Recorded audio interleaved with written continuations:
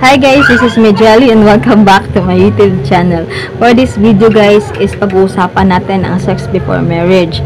Okay, so magbibisaya lang ako guys, no? Sa mga Tagalog viewers dyan, lalagyan ko na lang ng subtitles para maintindihan niyo.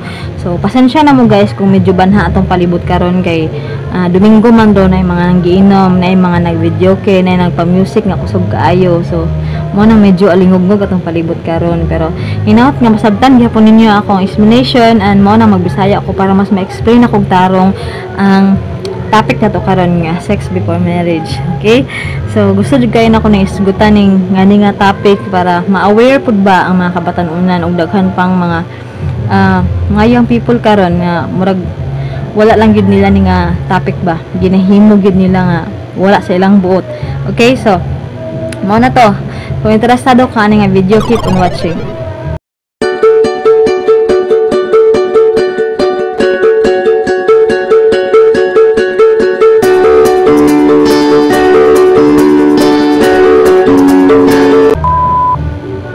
Okay guys, sex before marriage, no? Ang sama ng sex before marriage sa Bisaya pa kana mang pakipag-intercourse nimo, pakipagtalik nimo sa usa ka tawo bisag dili mo minyo. Okay, dili nimo siya bana, dili nimo siya asawa, pero gihatag nimo ang imong lawas para sa iyaha. Yan, bitaw ka nang imong gibigay ang tanan ba, no? Bisag dili pa nimo siya asawa, dili pa nimo siya matawag nga bana. Okay, so sa manag-uyab karon, di ba?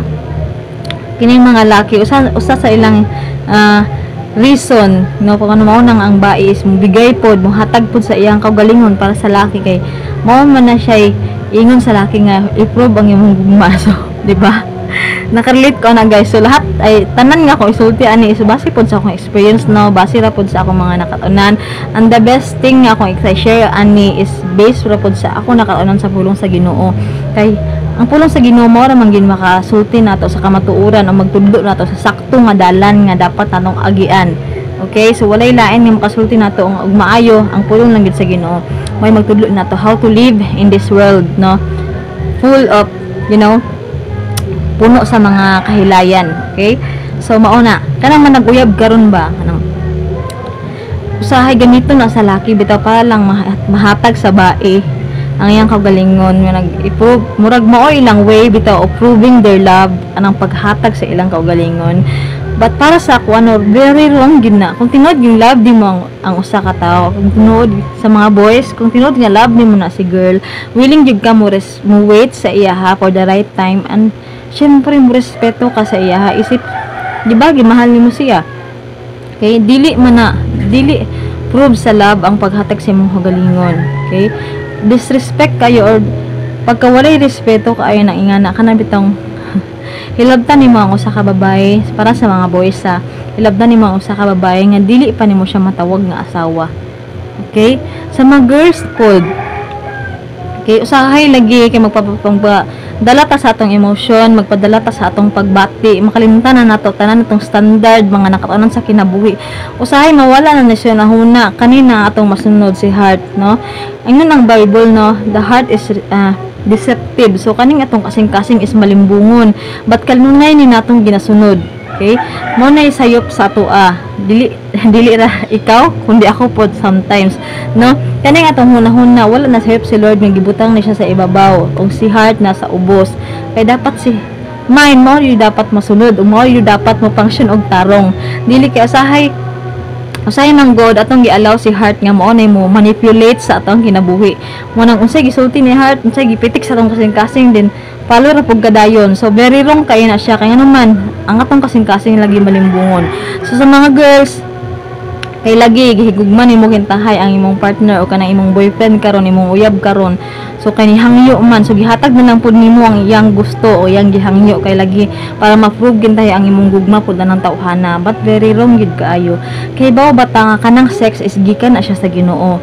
So dili na siya daotan, ang word nga sex is dili daotan, gift na siya ni Lord para unta sa mga manag-asawa, para sa mga nagigugmay, para sa mga gihiusa sa Ginoo, ato gihiusa atubangan sa Ginoo o gihiusa atubangan sa daghang mga tawo nga witness sa inyong kasal. Okay, so karon guys is bisan mga batanon pa kayo, sa bata pa kayo, mga estudyante pa, ginasudlan na ingana nga mga issue ba kanang ginabuhat na ng ingana nga dili gid unta angay, di ba? So ikaw karon girl man ka o boy, sure ba ka nga kana imong mahimong partner sa kinabuhi, di ba? Kung dili pa ka sure uyab ba na nimo karon nya imo nang gihatag imong kaugalingon sa iya ha, unsa na may imo ikahatag sa imong maabot nga partner, di ba? Wala na, di ba? Kanang virginity sa mga girls, sa mga boys, kanang virginity nato is mo na imong the greatest gift nga imong mahatag sa imong partner sa umaabot, no? So dili ang mahalon nga sing-sing, dili ang pinakagwapa ni mga make-up or pinakanindot ni mga sinina nga masuot ana sa imong kasal, no? Dili kana ang the best gift nga imong mahatag sa imong partner at that very important time sa imong kinabuhi kana inyong wedding day. Okay? Ang imong mahatag gid nga the best gift is ang imong virginity.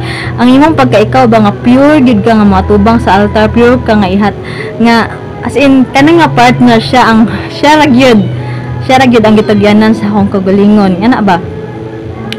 Ingana ang dapat ang mahitabo, no? Dili kay usa ka na tubang sa imong partner, no? Wala na, wasak na kakaayo. Mo nagingon lang nga never been touched, never been kissed, but totally damaged. No, so dili siya maayo kanang luoy kay imong partner ba sa umaabot nga mao na ni ako dili nakakompleto, kung sa duwaan pa daghan nakagkuwang, kung sa usa pa ka duwaan nga sakyanan daghan nagparts nga wala, ano man kay totally damaged naman ka, imo na magihatag imong kaugalingon sa daghang mga tao, labi na daghan kag uyab before na impod yung gihatag imong kaugalingon. So dili gid mahayo ang sex before marriage. Importante gid nga marriage una usa ng word nga sex, kay kanang sex lagi gift na ni Lord para sa mga manag-asawa. Okay, tuang gibuhat karon, no? Kay gibuhat na kanang gibuhat sa mga kabatan-ulan karon ba nga mura bitaw gikawat na to ang gift ni Lord nga giandam lang unta para sa mga married couple, no? Gikuha nimo nya imong gigamit nga dili unta para sa imuha. Ngana ang situation nga tabo karon. Kung ikaw dili pa kaminyo, kung nakay uyab karon, so respetuanay mo sa imong uyab. Kung tinuod kang mahal ng imong uyab, kamao siya mo respeto sa imuha, kamao siya mo huwat sa imuha sa perfect time, no? So kung dili siya kamao mo respeto, kung dili siya kamao muhulat sa imuha, din dili tinuod ang yang gugma sa imuha. Mao ginay tinuod, guys. Sakit siya pamation, pero mao ginay kamatuoran. It's better to be hurt, no? Basta lang kay tinuod ang imong nadawat kaysa malipay ka pero fake di ay. Okay, fake day nga gugma ang imong nadawat. So mao na siya, guys, ang sex before marriage is dili gid siya maayo, dili gid siya dapat unta ginahimo. So nindot unta nga kana siya nga topics ginatudlo sa eskwelahan bitaw nga i-inform gid ang mga kabatanunan ba nga dili na siya maayo kay sala ni siya atubangan sa Ginoo ug labi na sa imong kaugalingon, di ba? Kay ikaw man murag imong gikuan imong kaugalingon, magidaot mismo imong kaugalingon, tiaw man na nga imong gihatag imong kaugalingon sa usa ka tawo nga dili day mao imong partner sa umaabot, di ba? Imagine ra gud nga gihatag na nimo ang imong kaugalingon ana tawhana, then sa umaabot lahi day imong nahimong bana o nahimong asawa, then makita mo tong tawhana imong gitagaan sa imong kaugalingon before. Unsa kay imong bation sa imagine lang, di ba? Di ba lain kayo kana bang kasi asin nakita na niya imong tibok lawas, asin na-touch ka na niya sa iya anak nga nahilabtan, pero dili day siya ang imong partner in life, di ba? Nya imuhang partner karon nga mauntay perfect nga tao nga gihatag ni Lord sa imuha is magsalin-salin na lang ang iyaha, kay dili gid siya ang unang nakatilaw sa imuha. Realidad ni. So sulti na lang nato, wala lang tay preno ani, sulti na lang nato kanang word bitaw nga dili siya ang unang nakatilaw sa imuha. Lahi ano man kini engage man ka sa sex before marriage. And kana, guys, premarital sex, no? Kanang sex before marriage is sala gyud nato bangan sa Ginoo, kay ngano man dili lagi na siya para sa mga batanon nga wala pay kasal, dili na siya para sa mga bata, dili na siya para sa tanan, para lagi na sa mga marriage couple. Mo na gift ni Lord para sa mga manag-asawa. Okay, so kung ginahimo na nimo karon or nahimo na nimo, dili pa ulahi ang tanan, pwede ka mag-repent, mangay pasaylo sa Ginoo. Kaya ni Lord nga i-renew ka, no? Dili man sa physical, yes, dili na ka virgin, yes, natandog na ka, yes, nahilabtan na ka, but kung makita ni Lord sa imong kasing-kasing nga tinuod ka nga naghinulsol, tinuod ka nga nag-repent sa imong kagalingon sa imong nahimo nga sayop, nahimo ni mga kasalanan, pwede ka ni Lord nga i-restore. Okay, i-restore ka ni Lord sa imong kinasuluran. Dili man ka virgin physically, but sa imong kinasuluran i-renew ka sa Ginoo, i-restore ka ni Lord. So kung willing nang gid ka nga mag-repent, no, kanang tinuuray ba kinasing-kasing gid nga nagngayo kag pasaylo, nag-repent ka tubangan sa Ginoo nga imo jud gi-admit nga sayop ang imong gibuhat, no. Willing kay ni si Lord nga pasayloon ka. Kaya naman si Lord is a forgiving God. Dili siya Dios nga naigahi nga kasing-kasing. Ang kasing-kasing ta Ginoo mapasayloon. Kung tinuod lang yun ka nga moduol sa iya ha ug mga pasaylo. So nga na guys, kung inga na kung nahimo na nimo, so repent, no. Repent. And ayaw na utruha pagbalik. Dapat ka mauta mohuwat sa perfect time. Dapat ka mauta mo respeto mismo sa atong kagalingon. Dapat ka mauta mo trust sa plano sa Ginoo ug mosalig sa tawo nga giandam sa Ginoo para sa imuha, no. Usahay man gud impatient kay ta ba kan dili ta kahuwat bitaw kung kinsa man gid Lord, di ba? Usahay maghunahuna ta nga advance malagi ta maghunahuna, no. Usahay kung ta nga mo na siguro ni sige hatag na nako tanan, no. Dapat gyud moagi ka sa sakto nga process. No, trust the process of the Lord. Dugay man lagi, dugay, pero worth it.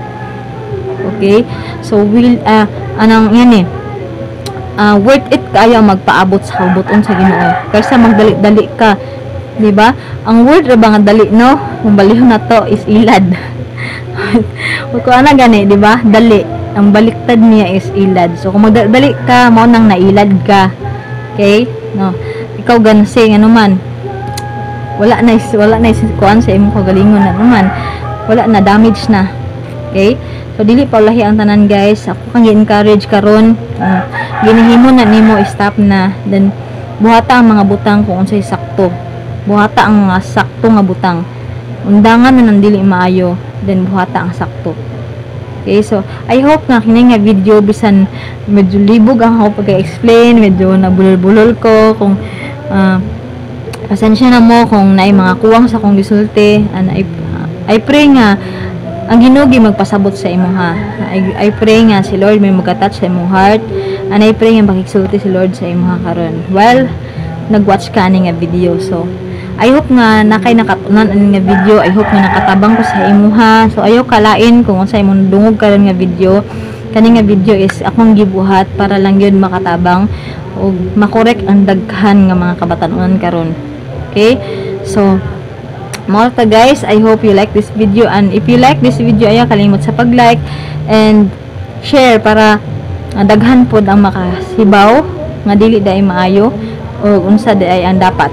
Okay, so thank you for watching guys. God bless and see you sa akong next nga video. Bye!